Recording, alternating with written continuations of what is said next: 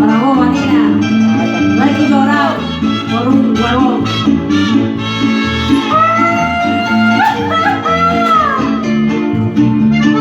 Para vos, Pielita.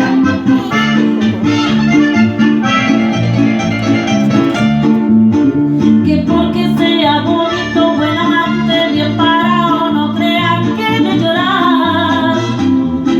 Es verdad que está muy bueno, que todo lo hace bien hecho, mas no le voy a rogar.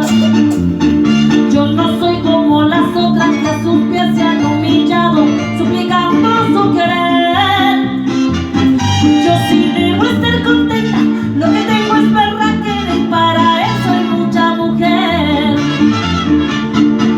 Si se fue, que no vuelva más, que vaya y le aguanten los resabios su mamá.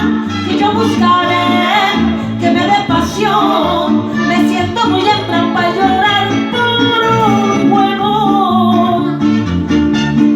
¡Ay, corazón! ¡Que te aguante tu madre!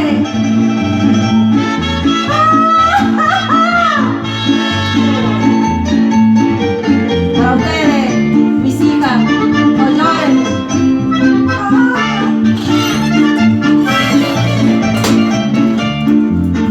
Si jamás yo fui su reina, porque vino a darse cuenta después de lo que pasó.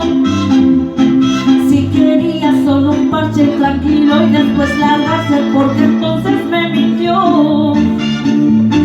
Si para él soy poca cosa, para mí eres una loca. Le queda grande esta mujer.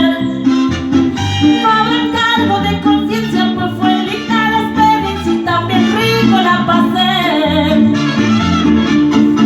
Si se fue, que no vuelva más, que vaya y le aguanten los resabios su mamá. Que yo buscaré, que me dé pasión, me siento muy hembra para llorar por un huevo. Que se largue con sus gritos, sus insultos y sus vicios, donde no lo vuelva a ver.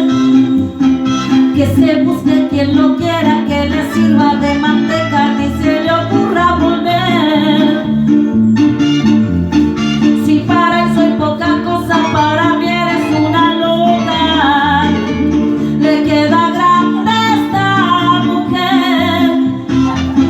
No habrá cargo de conciencia, pues fue linda la experiencia y también rico la pasé.